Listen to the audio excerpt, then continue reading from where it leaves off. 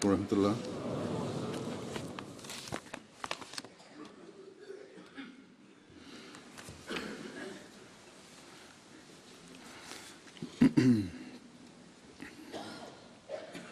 اشہد ان لا الہ الا اللہ وحدہ لا شریک لہ واشهد ان محمدا عبده ورسوله اما بعد فاعوذ بالله من الشیطان الرجیم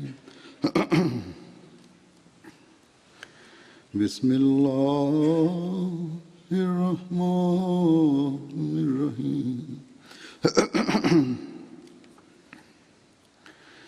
الحمد للہ رب العالمین الرحمن الرحیم مالک یوم الدین ایاک نعبد وإیاک نستعین اهدنا الصراط المستقیم صراط الذین أنعمت علیہم غیر المغضوب علیہم ولا الضالین۔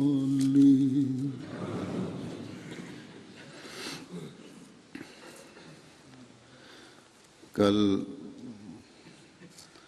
یعنی گزشتہ کل 20 فروری کا دن گزرا ہے۔ یہ دن جماعت میں مسلم عود کی پیشگوئی کے حوالے سے خاص اہمیت کا حامل ہے، جس میں حضرت مسیح موعود علیہ الصلوۃ والسلام نے اپنے ایک بیٹے کے پیدا ہونے کی خبر دی تھی، جو نیک صالح اور بہت سی صفات کا حامل ہونا تھا۔ گزشتہ جمعے کو بھی میں نے حضرت مسیح موعود علیہ الصلوۃ والسلام کے نشانات کے حوالے سے ذکر کیا تھا۔ آج بھی میں نے یہی مناسب سمجھا کہ 20 فروری کے قریب کا جمعہ ہے، اس وجہ سے اس پیشگوئی کا ذکر کروں جس کو حضرت مسیح موعود علیہ الصلوۃ والسلام نے ایک عظیم الشان نشان قرار دیا ہے۔ معترضین کے جواب میں آپ نے فرمایا، یہ وضاحت فرمائی کہ تم اعتراض تو کرتے ہو، لیکن یہ بشری طاقتوں سے بالا تر ہے کہ ایسی پیشگوئی کی جائے، اور صرف بیٹا ہونے کی پیشگوئی نہیں کی جائے رہی، بلکہ ایسی صفات کا حامل بیٹا ہونے کی جو لمبی عمر پانے والا بھی ہوگا اور جو آپ کی زندگی میں پیدا ہوگا۔ آپ نے فرمایا کہ اگر اس اعلان کو گہری اور انصاف کی نظر سے دیکھا جائے تو اس کے نشان الہی ہونے میں کوئی شک نہیں ہو سکتا۔ آپ نے معترضین کو فرمایا کہ اگر شک ہو تو اس قسم کی پیشگوئی جو ایسے ہی نشان پر مشتمل ہو پیش کرو۔ فرمایا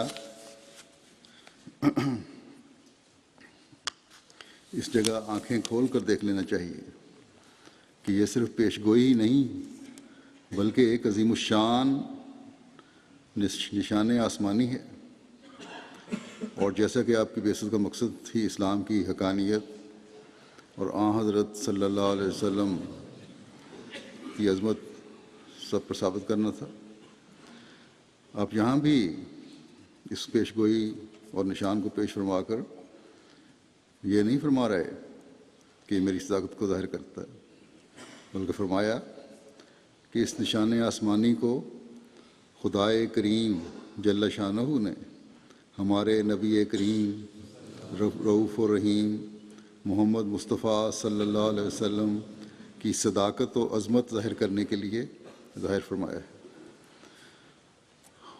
فرمایا اور در حقیقت یہ نشان ایک مردہ زندہ کرنے سے صدہا درجے اعلیٰ و اولیٰ و اکمل و افضل و اتم ہے۔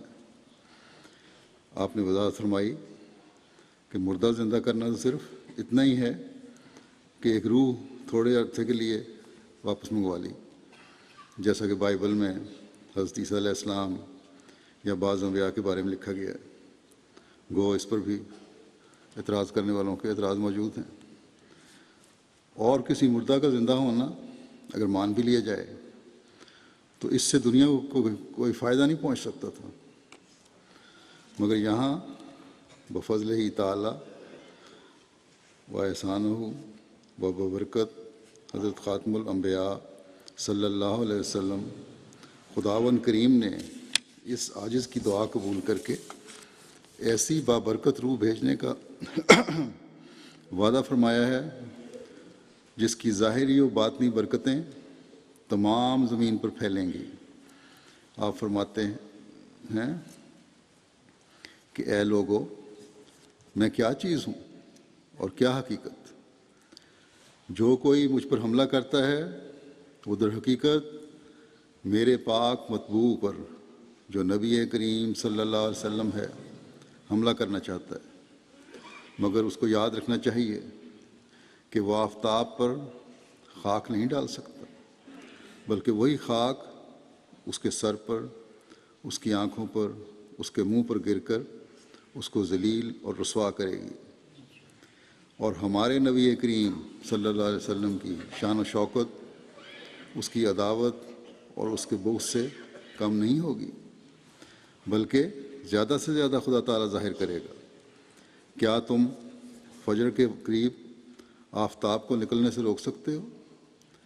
ایسے ہی تم حضرت صلی اللہ علیہ وسلم کی آفتاب صداقت کو کچھ نقصان نہیں پہنچا سکتے۔ خدا تعالیٰ تمہارے کینوں اور بخلوں کو دور کرے۔ ان اعتراض کرنے والوں میں غیر مسلموں کے ساتھ بعض مسلمان بھی شامل تھے، جن کو آپ نے یہ چیلنج دیا اور تنبیہ فرمائی۔ بہرحال اس پیشگوئی کے مطابق جیسا کہ ہم جانتے ہیں 1889 میں مارچ میں وہ ماؤد بیٹا پیدا ہوا جس نے اسلام کی برتری اور حضرت صلی اللہ علیہ وسلم کی شان و شوکت کو قائم کرنے کے لیے وہ کارہائے نمایاں انجام دیے جو رہتی دنیا تک یاد رکھے جائیں گے، جن کا غیروں نے بھی اعتراف کیا۔ اس سے پہلے کہ میں حضرت مسلم موعود کے بعض کارناموں کا ذکر کروں، پیشگوئی کے اصل الفاظ بھی رکھنا ضروری سمجھتا ہوں تاکہ بار بار ہمارے سامنے آ کر ہمیں اس کی عظمت و شوکت کا بھی پتہ لگے اور اس کی حقیقت کا بھی پتہ لگے۔ حضرت اقدس علیہ السلام نے اپنے قلم سے 20 فروری 1886 کو ایک اشتہار رسالہ سراج منیر مشتمل بر نشان ہائے رب قدیر کے نام سے تحریر فرمایا، جو اخبار ریاض ہند امرتسر میں 1 مارچ 1886 کی اشاعت میں بطور ضمیمہ شامل ہوا۔ اس میں آپ نے لکھا کہ ان حیث قسم کی پیشگوئیوں میں سے جو انشاءاللہ رسالے میں وابستہ تمام درج ہوں گی، یعنی تمام تفصیلات کے ساتھ درج ہوں گی، پہلی پیشگوئی جو خود اس آخر سے متعلق ہے، آج 20 فروری 86 عیسوی میں جو مطابق 15 جمادی الاول ہے، برعایت ایجاز و اختصار یعنی مختصر مضمون بیان کرتے ہوئے کلمات الہیہ نمونہ کے طور پر لکھی جاتی ہیں اور مفصل رسالے میں مندرج ہوگی انشاءاللہ تعالی۔ پہلی پیشگوئی با الہام بے الہام اللہ تعالی و علامہ عز و جل، خدائے رحیم و بزرگ و برتر نے جو ہر یک چیز پر قادر ہے، جل شانہ و عز اسمہ، مجھ کو اپنے الہام سے مخاطب کر کے فرمایا کہ میں تجھے ایک رحمت کا نشان دیتا ہوں، اسی کے موافق جو تو نے مجھ سے مانگا۔ سو میں نے تیرے تضرعات کو سنا اور تیری دعاؤں کو اپنی رحمت سے بپایہ قبولیت جگہ دی، اور تیرے سفر کو جو ہوشیار پور اور لدھیانے کا سفر ہے تیرے لیے مبارک کر دیا۔ سو قدرت اور رحمت اور قربت کا نشان تجھے دیا جاتا ہے، فضل اور احسان کا نشان تجھے عطا ہوتا ہے، اور فتح اور ظفر کی کلید تجھے ملتی ہے۔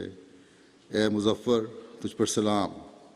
خدا نے یہ کہا تا وہ جو زندگی کے خواہاں ہیں موت کے پنجے سے نجات پاویں، اور وہ جو قبروں میں دبے پڑے ہیں باہرہ میں، اور تا دین اسلام کا شرف اور کلام اللہ کا مرتبہ لوگوں پر ظاہر ہو، اور تا حق اپنی تمام برکتوں کے ساتھ آ جائے اور باطل اپنی تمام نحوستوں کے ساتھ بھاگ جائے، اور تا لوگ سمجھیں کہ میں قادر ہوں، جو چاہتا ہوں کرتا ہوں، اور تا وہ یقین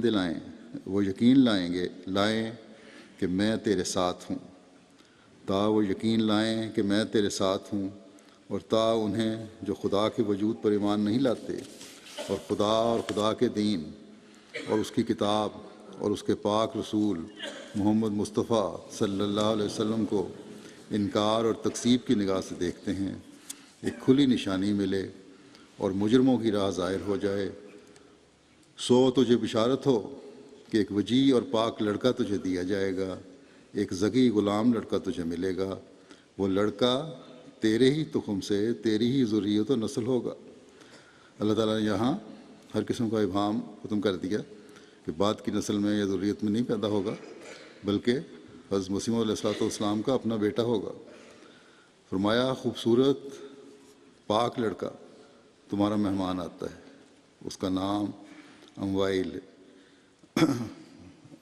انجام آتم میں جو پوری پیش گوئی ہے عربی میں بھی لکھی ہوئی ہے، وہاں امانویل لکھا گیا ہے، تو اصل لفظ امانویل ہی ہے۔ بہرحال پھر فرمایا اور بشیر بھی، اس کا نام اموائل اور بشیر بھی ہے، یا امانویل اور بشیر بھی ہے، اس کو مقدس روح دی گئی ہے، وہ رجس سے پاک ہے، وہ نور اللہ ہے، مبارک وہ جو آسمان سے آتا ہے، اس کے ساتھ فضل ہے جو اس کے آنے کے ساتھ آئے گا، وہ صاحب شکو اور عظمت اور دولت ہوگا، وہ دنیا میں آئے گا اور اپنی مسیحی نفس اور روح الحق کی برکت سے بہتوں کو بیماریوں سے پاک کرے گا۔ وہ کلمۃ اللہ ہے کیونکہ خدا کی رحمت و غیوری نے اسے کلمہ تمجید سے بھیجا ہے۔ وہ سخت ذہین و فہیم ہوگا اور دل کا حلیم، اور علوم ظاہری و باطنی سے پر کیا جائے گا، اور وہ 3 کو 4 کرنے والا ہوگا۔ دوشمبہ ہے، مبارک دوشمبہ، فرزند دل بند، گرامی ارجمند، مظہر الاول والآخر، مظہر الحق والعلاء، کأن اللہ نزل من السماء، جس کا نزول بہت مبارک اور جلال الہی کے ظہور کا موجب ہوگا۔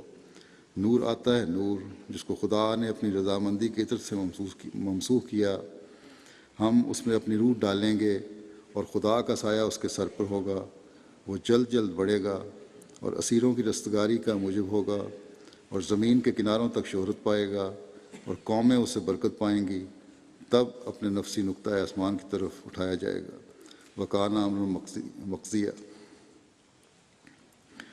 بس جیسا کہ میں نے کہا، یہ وہ خصوصیات ہیں جن کا حامل وہ بیٹا ہونا تھا، اور ایک دنیا نے دیکھا کہ وہ بیٹا پیدا ہوا، اور 52 سال تک خلافت پر متمکن رہنے کے بعد اپنی خصوصیات کا لوہا دنیا سے منوا کر اس دنیا سے رخصت ہوا۔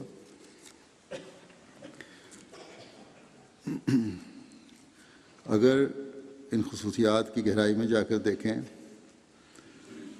اور حضرت خلیفۃ المسیح ثانی حضرت مرزا بشیر الدین محمود احمد المصلح الموعود کی زندگی کا جائزہ لیا جائے،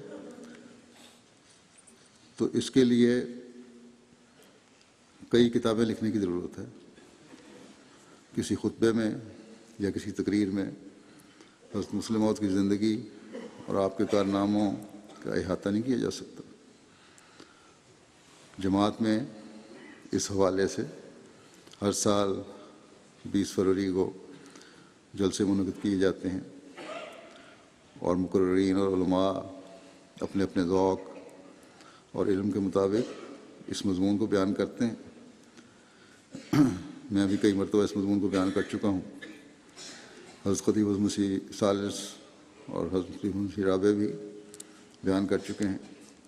لیکن ہم نہیں کہہ سکتے کہ حضرت مسلم موعود کی زندگی اور اس پیشگوئی کا مکمل احاطہ ہو گیا یا ہر ایک کو سمجھ آ گئی. بہرحال آج بھی میں بعض باتیں اس پیشگوئی کے حوالے سے حضرت مسلم موعود کی زندگی کی پیش کروں گا. ان میں سے ایک دو پیشگوئی کے حوالے سے نہیں بلکہ پیشگوئی کے ایک آدھ پہلو کو لے کر، اور یہ بھی کہ اپنوں کو اور غیروں کو آپ کے علم و عرفان نے کس طرح متاثر کیا. اس سے پہلے میں آپ حضرت مسلم موعود کی کتب اور لیکچرز اور تقاریر کا ایک جائزہ بھی پیش کرنا چاہتا ہوں. اس وقت ریکارڈنگ کا تو باقاعدہ انتظام نہیں تھا. بعض ان کے لیکچر تقاریر مکمل موجود ہیں، بعض نہیں. دود نویس لکھتے تھے، ساتھ ساتھ لکھتے جاتے تھے، بعض دفعہ پوری طرح لکھا بھی نہیں جاتا تھا. بہرحال حضرت مسلم موعود رضی اللہ عنہ کی کتب، لیکچرز اور تقاریر کا مجموعہ انوار العلوم کے نام سے فضل عمر فاؤنڈیشن شائع کر رہی ہے. اس وقت تک انوار العلوم کی 24 جلدیں شائع ہو چکی ہیں اور ان جلدوں میں آپ کے کل 633 لیکچر اور تقاریر اور کتب آ چکی ہیں. اور فضل عمر فاؤنڈیشن کی اسکیم ہے، اندازہ ہے ان کا کہ 32 جلدیں شائع ہوں گی. اور اس طرح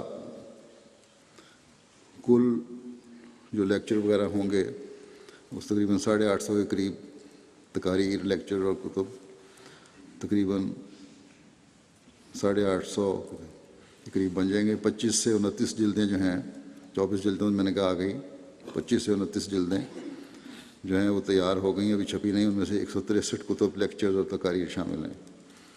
پھر اس کے بعد 3 اور رہ جائیں گے. تو بہرحال یہ تقریباً 800 سے اوپر چلی جائیں گی. اسی طرح خطبات جمعہ اور عیدین اور نکاح، یہ جو ابھی تک لسٹ ملی ہے اس کے مطابق ان کی تعداد 2076 بنتی ہے. اور خطبات محمود کی اس وقت کل 28 جلدیں شائع ہو چکی ہیں، جن میں 1602 خطبات شامل ہیں. اور 1948 سے 1959 تک کے خطبات 29 سے 39 جلد میں شائع ہوں گے. ان میں بھی تقریباً 500 کے قریب خطبات اور شامل ہو جائیں گے. تو یہ ایک عمومی ہلکا سا خاکہ ہے آپ کے علمی کاموں کا.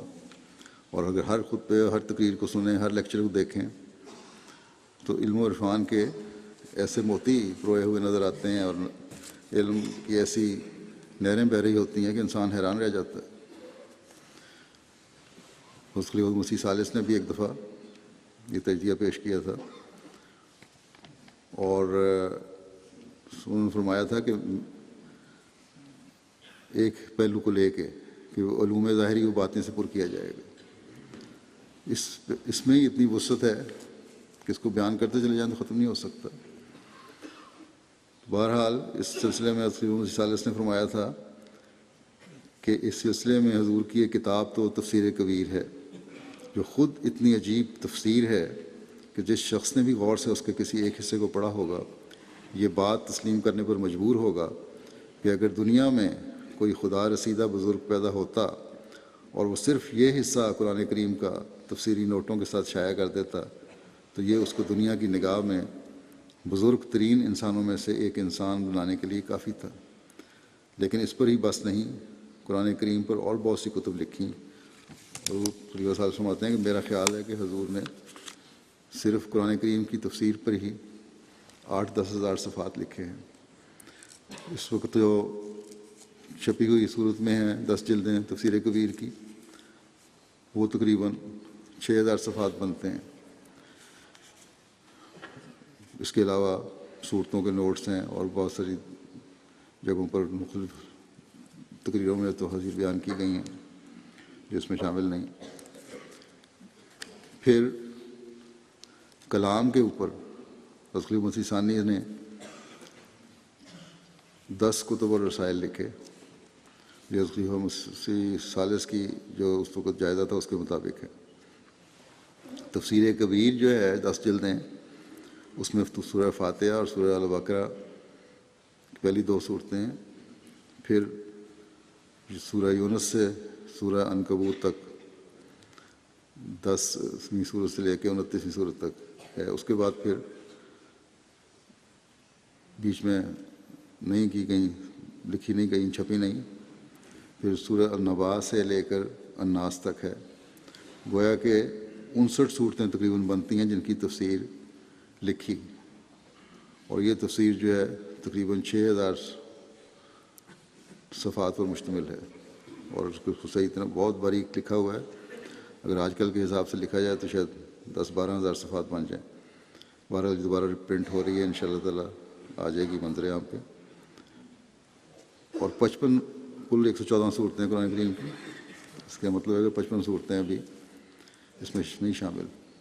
پھر کلام پر 10 کتب اور رسائل ہیں آپ کے، روحانیات، اسلامی اخلاق اور اسلامی عقائد پر 31 کتب اور رسائل تحریر فرمایا آپ نے، سیرت و سوانح پر 13 کتب اور رسائل لکھے، تاریخ پر 4 کتب اور رسائل لکھے، فقہ پر 3 کتب اور رسائل لکھے، سیاسیات قبل از تقسیم ہند 25 کتب اور رسائل، سیاسیات بعد از تقسیم ہند اور قیام پاکستان 9 کتب اور رسائل، سیاست کشمیر 15 کتب اور رسائل، پھر تحریک احمدیت کے مخصوص مسائل و تحریکات پر تقریباً 100 کتب و رسائل۔ اس کے علاوہ بے شمار اور مضامین ہیں، جیسا کہ میں نے بیان کی تفسیر کہ یہ سینکڑوں میں چلی جاتی ہے، تقریباً 800 سے اوپر چلی جائے گی۔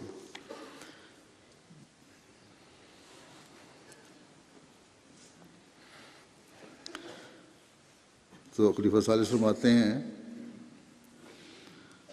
کہ جیسا کہ فرمایا تھا کہ وہ علوم ظاہری و باطنی سے پر کیا جائے گا، ان پر ایک نظر ڈال لیں تو ان میں علوم ظاہری بھی نظر آتے ہیں اور علوم باطنی بھی نظر آتے ہیں۔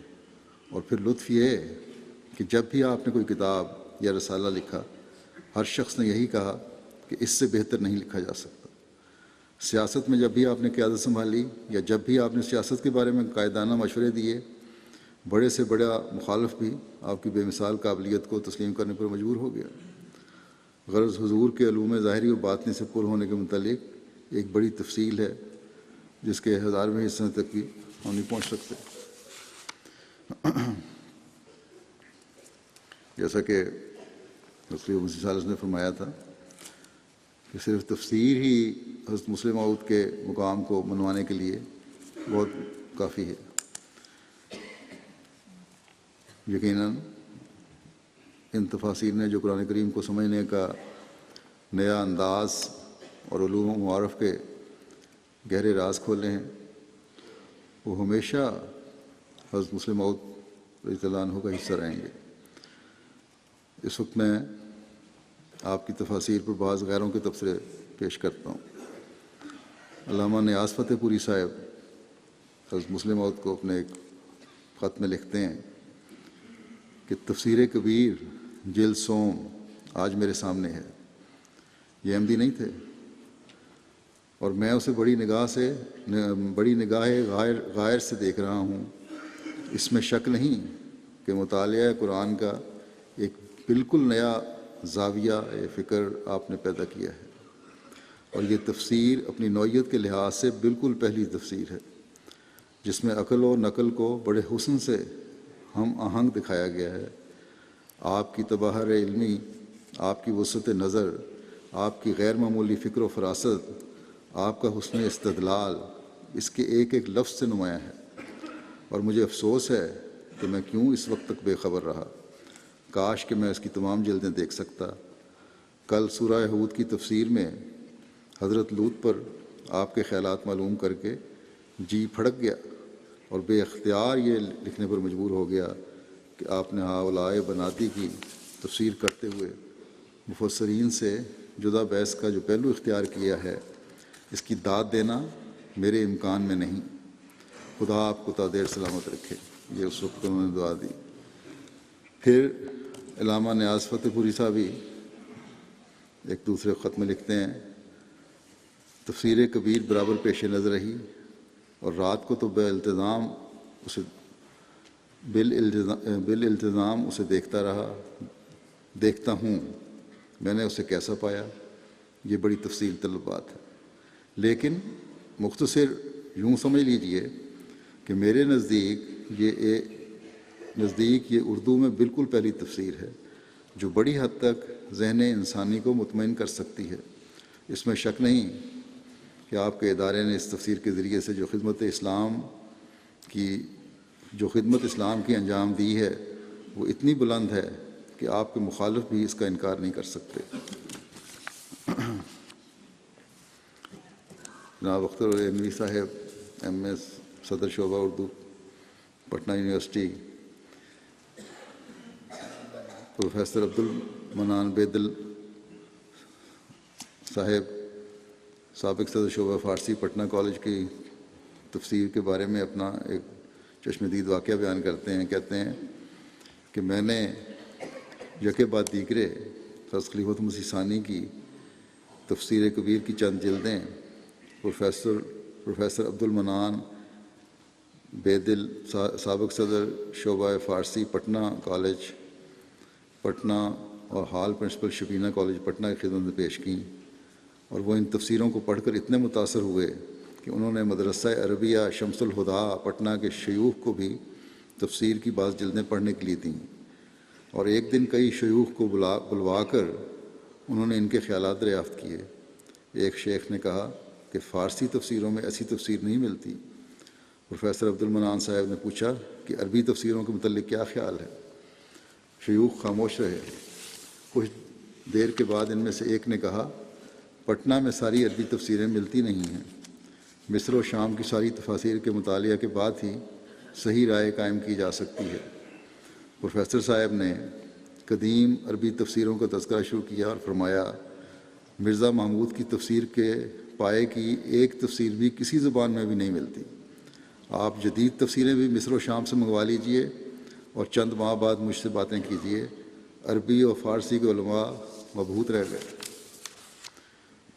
پھر سید جعفر حسین صاحب ایڈوکیٹ نے مختصر مکتوب ایک کے بعد ایک مفصل مضمون بھی اخبار صدق جدید کو بھجوایا، جس میں وہ لکھتے ہیں صدق جدید کے ایڈیٹر کو کہ حصول دارالسلام کی جدوجہد میں مجھے جب جیل پہنچایا گیا تو تیسرے دن مجھے وجوہات نظر بندی تحریری شکل میں مہیا کیے گئے، جن میں میری گزشتہ 3-4 برسوں کی تقریروں کے اقتباسات تھے، اور الزام یہ تھا کہ میں ہندوستان کی حکومت کا تختہ الٹ کر اسلامی حکومت قائم کرنا چاہتا ہوں۔ میں حیران تھا کہ مجھ جیسا چھوٹا آدمی اور یہ پہاڑ جیسا الزام، لیکن مجھے آہستہ آہستہ محسوس ہوا کہ میری تقریروں سے کچھ ایسا ہی مفہوم اخذ کیا جا سکتا ہے۔ میں نے آپ سے عرض کیا تھا کہ میں بھٹکا ہوا مسافر تھا جس کی منزل تو متعین تھی لیکن راستے کا پتہ نہ تھا۔ مسلمانوں کی انجمن اتحاد المسلمین ہو یا کوئی اور جماعت، ان سب کی حالت یہی ہے۔ کہتے ہیں دوسرے دن میں نے تفسیر کبیر کا مطالعہ شروع کیا جو ان کے ایک دوست نے دی تھی اس جیل میں، جو اپنے ساتھ لے کر گیا تھا، تو مجھے اس تفسیر میں زندگی سے معمور اسلام نظر آیا۔ یہ احمدی نہیں تھے، اس میں وہ سب کچھ تھا جس کی مجھ کو تلاش تھی۔ تفسیر کبیر پڑھ کر میں قرآن کریم سے پہلی دفعہ روشناس ہوا، جیسا کہ آپ نے ارشاد فرمایا، ان کو لکھ رہے ہیں۔ اپنا مسلک چھوڑ کر احمدیہ جیسی جماعت میں داخل ہونا جس کو تمام علماء اسلام نے ایک ہوا بنا رکھا ہے، کچھ معمولی بات نہیں، لیکن حق کے کھل جانے کے بعد یہاں خطرات کی پرواہ بھی کسی کو نہ تھی۔ تاہم سجدے میں گر کر شب و روز میں نے دعائیں شروع کیں کہ یا اللہ مجھے صراط المستقیم دکھا۔ کئی ماہ اس حالت میں گزر گئے۔ میں آپ کو یقین دلاتا ہوں کہ میری سجدہ کی زمین آنسوؤں سے تر ہو جاتی تھی۔ مجھے یقین ہے کہ میری دعائیں قبول ہوئیں، کیونکہ احمدیت کو سچا سمجھنے کے عقیدے میں مستحکم ہو گیا۔ اور قادیان سے حضرت میاں وسیم احمد صاحب کی خدمت میں خط کے ذریعے سے میں نے درخواست کی کہ میں بیعت کرنا چاہتا ہوں۔ پھر کہتے ہیں کہ میری قید کا بڑا حصہ سکندر آباد جیل میں گزرا۔ وہاں کے جیلر ایک مسلمان اور علم دوست بھی تھے۔ قیدیوں کی پوری خط و کتابت ان لوگوں کے علم میں رہتی ہے، کیونکہ ان کے دستخط کے بعد ہی قیدیوں کے خطوط روانہ یا حوالے ہوتے ہیں۔ اگرچہ یہ بات کچھ اچھی نہ تھی، لیکن جرت کی کمی کی باعث میری یہ کوشش رہتی تھی کہ قادیان کو لکھے ہوئے میرے خطوط حکام جیل کے علم میں نہ آنے پائیں۔ مجلس اتحاد المسلمین حیدرآباد ایک بڑی ہی لذیذ جماعت ہے، یہ انڈیا کے حیدرآباد ہے۔ جیل کا عملہ، جمعیت، حتیٰ کہ جیل کے سارے ہی قیدی مجھ سے بڑی محبت اور عقیدت سے پیش آتے تھے۔ اس جو تنظیم تھی اس کی وجہ سے۔ تو کہتے ہیں اگرچہ پہرے داروں کے سوا مجھ سے کوئی نہ مل سکتا تھا، ان وجوہ سے حکام کے علم میں آئے بغیر میرے خطوط قادیان کو پوسٹ ہو جاتے تھے، لیکن جو خط قادیان سے آتا تھا وہ بہر صورت جیلر کے علم میں آنا ضروری تھا۔ جب قادیان سے بیعت کا فارم آیا تو جیل میں بڑی گڑبڑ ہوئی، راز باقی نہ رہ سکا۔ کہتے ہیں آخر جیلر میرے پاس آئے اور میرا خط ماں بیعت فارم کے ان کے پاس تھا۔ مجھ سے بڑی ہی ہمدردانہ گفتگو کی کہ یہ آپ کیا کر رہے ہیں؟ قرآن کی اس تفسیر کو چھوڑیے، میں آپ کو مولانا ابوالکلام آزاد اور مولانا مودودی کی تفسیر قرآن دیتا ہوں، آپ کے خیالات ٹھیک ہو جائیں گے۔ چنانچہ انہوں نے وہ دونوں تفسیریں لا دیں جو اصل میں ترجمہ تھے اور کہیں کہیں تفسیر تھی۔ بیعت کا فارم تکمیل کر کے بھیجنے سے قبل میں نے ان دونوں تفاسیر کا مطالعہ کیا۔ تفسیر کبیر کے طالب علم میں اتنی اہلیت پیدا ہو جاتی ہے کہ وہ دیگر تمام تفاسیر پر تنقید کر سکے۔ چنانچہ میں نے جیلر صاحب کو بتلایا کہ ان دونوں تفاسیر میں کون کون سے مقامات مبہم ہیں، کہاں کہاں ترجمے کی غلطی ہے، کہاں کہاں معنی محدود ہیں۔ مجھے ایسا کرنے میں آسانی اس لیے ہوئی کہ تفسیر کبیر میں لغت قرآن بھی موجود ہے، لا یمسہ الا المطہرون، صرف مطہر لوگ ہی قرآن کریم کے مطالب کو سمجھ سکیں گے۔ تو کہتے ہیں یہ تفصیل میں اس لیے لکھی ہے کہ مجھ پر سے یہ الزام دور ہو جائے کہ میں نے بیعت میں اجرت کی۔ میں نے غیروں کی تفسیریں بھی پڑھی، پھر تفسیر کبیر پڑھی، موازنہ کیا اور مجھے سمجھ آ گئی۔ اور پھر کہتے ہیں اس کے بیعت کا فارم بھیج کر میں دعاؤں میں لگا رہا، کہیں پر بیعت قبول بھی ہوتی میری کہ نہیں۔ تو میرا کہتے ہیں اندیشہ غلط نہ نکلا۔ میری بیعت قبول کرنے سے پہلے حضور خلیفہ صاحب نے دریافت فرمایا کہ ایک احمدی مسلمان کا فرض ہے کہ حکومت وقت کا بھی وفادار رہے اور قانون کے اندر رہ کر کام کرے۔ میں نے جواب دیا کہ حضور کی تفسیر نے یہ ساری باتیں میرے دل پر نقش کر دی ہیں۔ کچھ دنوں کے بعد جب قادیان سے مجھے معلوم ہوا کہ میری بیعت قبول کر لی گئی تو میں سجدے میں گر گیا۔ پھر کہتے ہیں کہ تفسیر کبیر میں ایک مقام پر میں نے پڑھا تھا کہ خلیفہ جو مسلم معود ہوگا وہ اسیروں کی رہائی کا باعث ہوگا۔ میں نے حضور سے درخواست کی، جیل میں تھے ابھی تک، کہ وہ میری رہائی کے لیے دعا فرمائیں۔ حضور خلیفہ صاحب نے دعا فرمائی کہ اللہ تعالیٰ آپ کی رہائی کے سامان کرے۔ اس کے چند ہی دنوں بعد میں رہا ہو گیا۔ خلیفہ معود کی نسبت یہ پیشن گوئی کہ وہ اسیروں کی رہائی کا باعث ہوگا، میں اس کا زندہ ثبوت ہوں۔ پھر مغربی مفکرین ہیں، اس میں ایک مختلف مفکرین امریکہ اور یورپ کے ہیں۔ اس وقت میں ایک مثال پیش کرتا ہوں۔ A.J. آربری ہیں جو برطانوی مستشرق ہیں، عربی فارسی اسلامیات کے اسکالر ہیں۔ کہتے ہیں قرآن شریف کا یہ نیا ترجمہ اور تفسیر ایک بہت بڑا کارنامہ ہے، یہ 5 والیوم کی بات کر رہے ہیں۔ موجودہ جلد اس کارنامے کی گویا پہلی منزل ہے۔ کوئی 15 سال کا عرصہ ہوا جماعت احمدیہ قادیان کے محقق علماء نے یہ عظیم الشان کام شروع کیا، اور کام حضرت مرزا بشیر الدین محمود احمد کے حوصلہ افزا قیادت میں ہوتا رہا۔ کام بہت بلند قسم کا تھا، یعنی یہ کہ قرآن شریف کے متن کی ایک ایسی ایڈیشن شائع کی جائے جس کے ساتھ ساتھ اس کی نہایت صحیح انگریزی ترجمہ ہو، اس کا نہایت صحیح انگریزی ترجمہ ہو، اور ترجمے کے ساتھ آیت آیت کی تفسیر ہو۔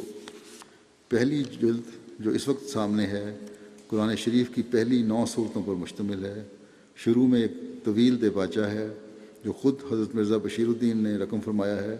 اس دیباچے میں حضرت نے لکھا ہے کہ جو کچھ اس تفسیر میں بیان ہوا ہے وہ ان معارف کی ترجمانی ہے جو بانی سلسلہ احمدیہ نے اپنی کتابوں اور مواعظ میں بیان فرمائے، یا پھر آپ کے خلیفہ اول یا خود حضرت ممدود نے جو بانی سلسلہ کے خلیفہ ثانی ہیں بیان فرمائے۔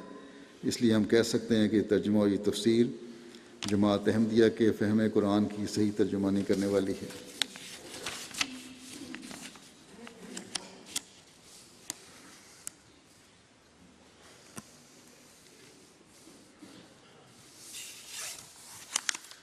پھر تو یہی نہیں بلکہ اور بھی ہیں، عربوں میں سے بھی۔ شام کے ایک ڈاکٹر انس صاحب ہیں، وہ کہتے ہیں حق اور نور کی تلاش میں مختلف علماء کی کتب اور تفاسیر پڑھی، جن میں سلطان العارفین محی الدین ابن عربی اور محمد بن علی الحاتمی الطائی وغیرہ کی تفاسیر شامل تھیں، لیکن کسی تفسیر میں وہ خوبی اور چاشنی اور لذت نہ پائی جو حضرت مرزا بشیر الدین محمود احمد کی تفسیر میں ملی۔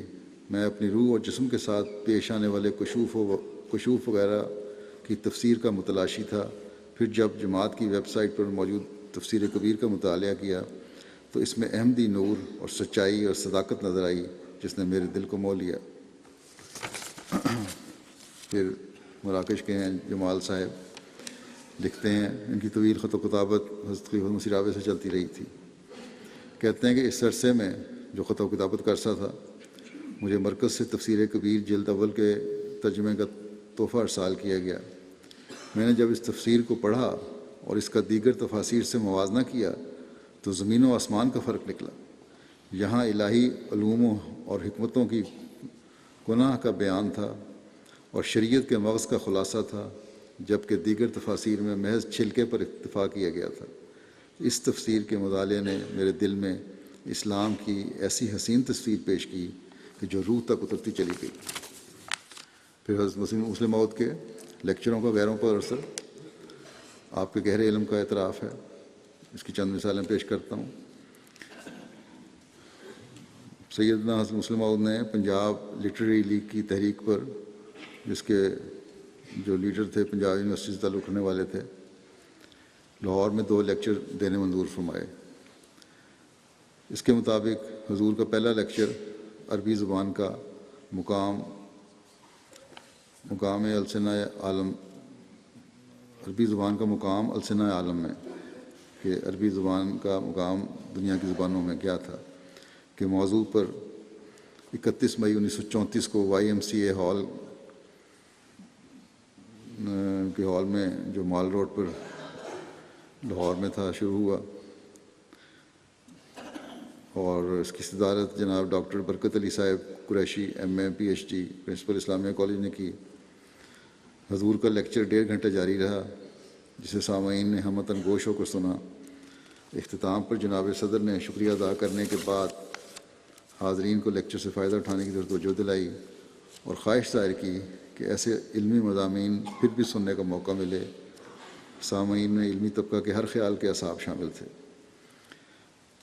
لالا کنور سین صاحب سابق چیف جسٹس کشمیر، جو جناب لالا بھیم سین صاحب کے فرزند انجمن تھے، وہ بھی موجود تھے۔ انہوں نے خلیفہ مسیح ثانی کی تقریر اور صدر صاحب کی تقریر کے بعد اپنی ایک شکر گزاری کے جذبات کا اظہار کیا، انگلش میں ایک تقریر کی۔ کہتے ہیں کہ آج قابل لیکچرر نے زبان عربی کی فضیلت پر جو دلچسپ اور مارکۃ الاراد تقریر کی ہے، اسے سن کر مجھے بہت خوشی ہوئی۔ کہتے ہیں کہ جب میں لیکچر سننے کے لیے آیا اس وقت میں نے خیال کیا تھا کہ مضمون اس رنگ میں بیان کیا جائے گا جس طرح پرانی طرز کے لوگ بیان کرتے ہیں۔ وہ کس طرح بیان کرتے ہیں؟ کہتے ہیں کہ مشہور ہے کہ کسی عرب سے ایک دفعہ زبان عربی کی فضیلت کی وجہ دریافت کی گئی، تو اس نے کہا کہ اسے 3 وجہ سے فضیلت حاصل ہے، یعنی عربی زبان کو۔ پہلی وجہ یہ اس لیے کہ میں عرب کا رہنے والا ہوں، دوسرے اس لیے کہ قرآن مجید کی زبان ہے، تیسرے اس لیے کہ جنت میں عربی بولی جائے گی۔ کہتے ہیں میں سمجھتا تھا کہ شاید اس قسم کی باتیں زبان عربی کی فضیلت میں پیش کی جائیں گی، مگر جو لیکچر دیا گیا وہ نہایت ہی عالمانہ اور فلسفیانہ شان اپنے اندر رکھتا ہے۔ میں جناب مرزا صاحب کو یقین دلاتا ہوں کہ میں نے ان کے لیکچر کے ایک ایک حرف کو پوری توجہ اور کامل غور کے ساتھ سنا ہے، اور میں نے اس سے بہت ہی حظ اٹھایا اور فائدہ حاصل کیا ہے۔ مجھے امید ہے کہ اس لیکچر کا اثر مدتوں میرے دل پر قائم رہے گا۔ پھر سید عبد القادر صاحب ایم اے وائس پرنسپل اسلامیہ کالج لاہور کے تاثرات جناب سید یہ ہیں کہ صدر شعبہ تاریخ تھے۔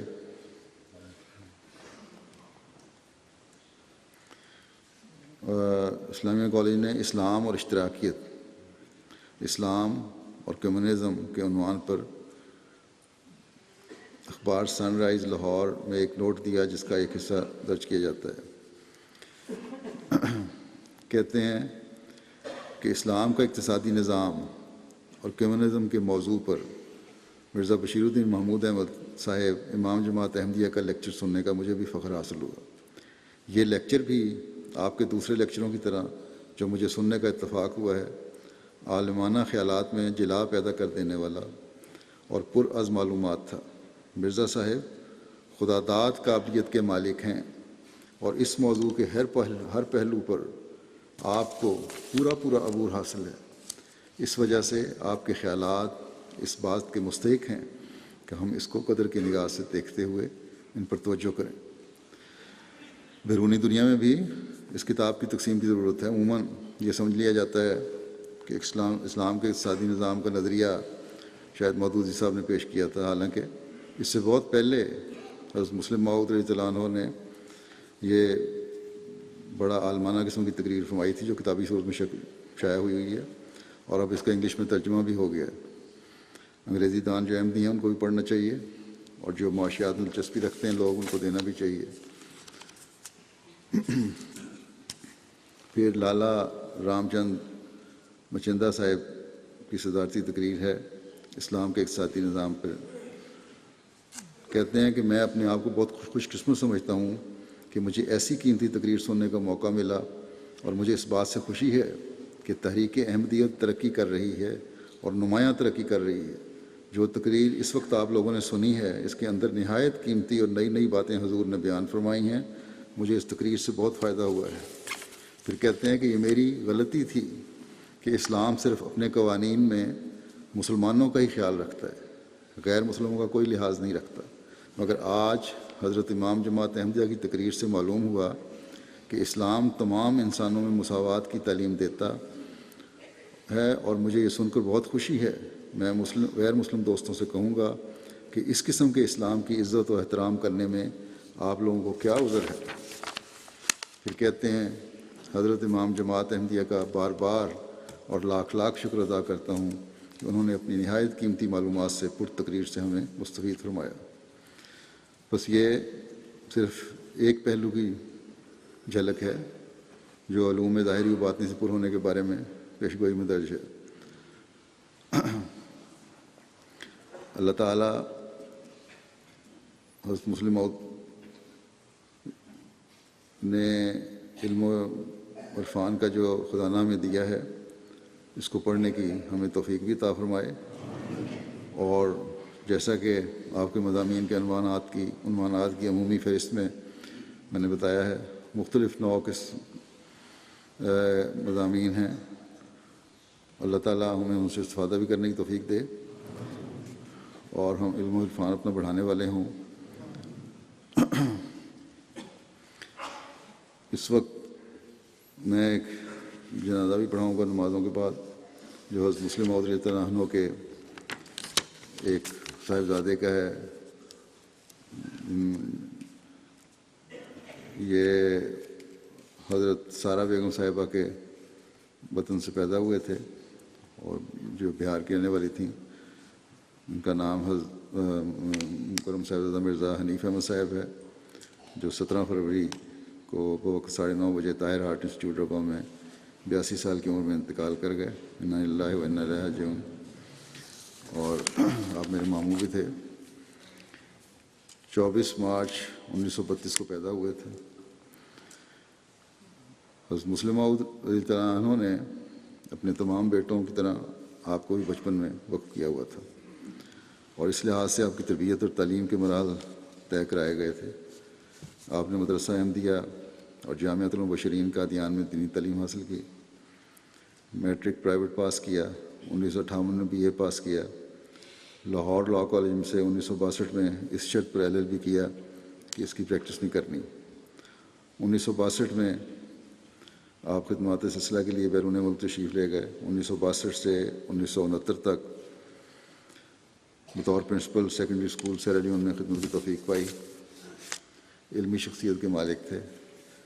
20 سال کی محنت و تحقیق کے بعد قرآن کریم کے حوالے سے حضرت مسیح موعود علیہ السلام کی تحریر و تفسیر کے بحر بے کراں کا احاطہ کرتے ہوئے قیمتی ارشادات اور اردو، فارسی اور عربی اشعار کا چناؤ اور الہام اکٹھے کر کے حضرت مسیح موعود علیہ السلام کی تعلیم فہم قرآن کے نام سے ایک بڑی اچھی اور ضخیم کتاب مرتب کی، جو 2004 میں شائع ہوئی۔ اسی طرح حضرت مسیح موعود علیہ السلام کے عربی، فارسی اور اردو ادب پر مشتمل اشعار کی دوسری کتابیں میں شائع کی ادب المسیح کے نام سے، یہ بھی بڑا اچھا شاہکار ہے۔ ان کی شادی 1959 میں مکرم سید زین العابدین ولی اللہ شاہ صاحب، جو حضرت خلیفۃ مسیح رابع کے ماموں تھے، ان کی بیٹی سے ہوئی، طاہرہ بیگم صاحبہ سے، اور جن کے 4 بچے تھے۔ ایک عزیز مرزا سلمان احمد، یہ امریکہ میں ہے، دوسری لڑکی اور 3 بیٹیاں ہیں، امت المومن ہنا، جو خالد تسلیم احمد صاحب ڈاکٹر ہیں ربا میں، ان کے اہلیہ ہیں، اور ایک مینا مبارکہ مرزا حسن احمد کی اہلیہ، اور امت السمی فروخ احمد خان کی اہلیہ۔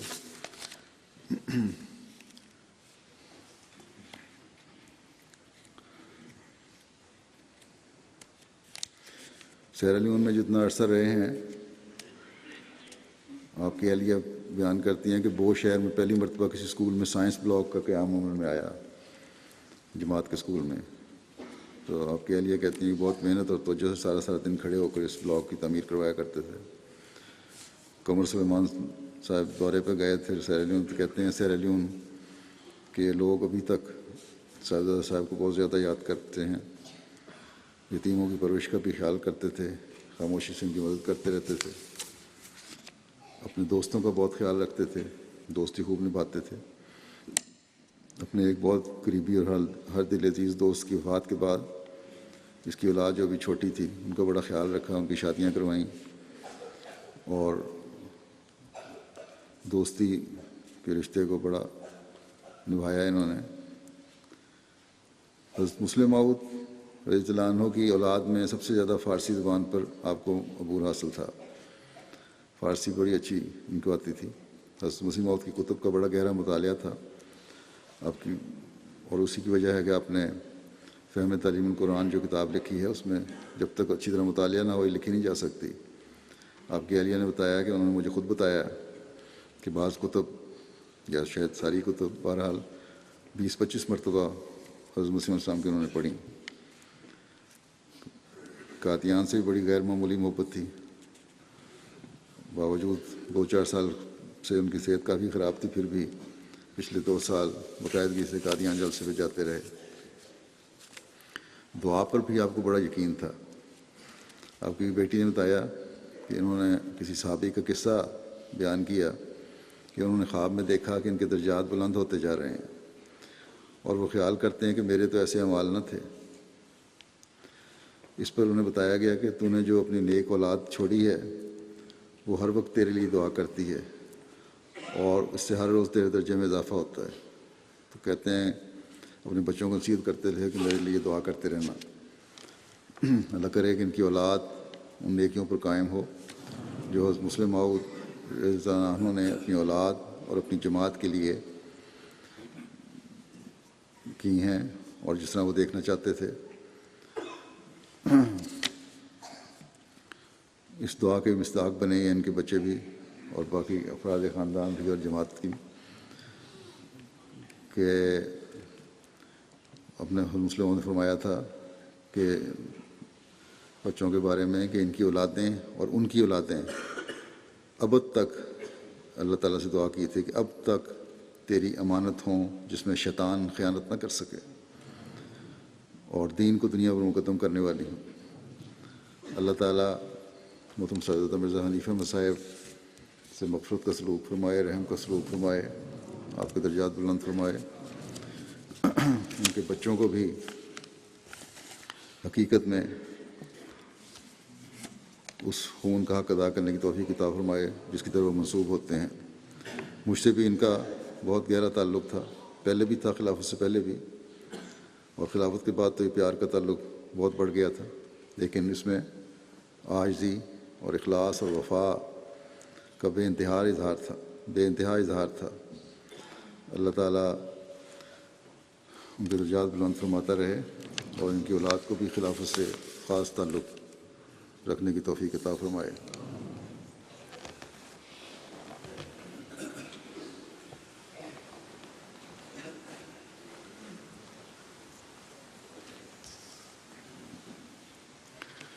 الحمد لله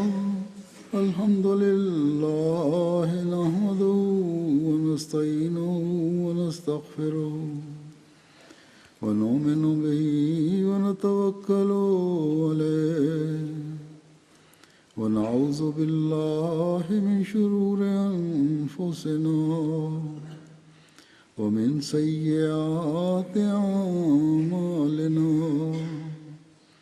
من يهده الله فلا مضل له ومن يضلل فلا هادي له، ونشهد أن لا إله إلا الله ونشهد أن محمدا عبده ورسوله۔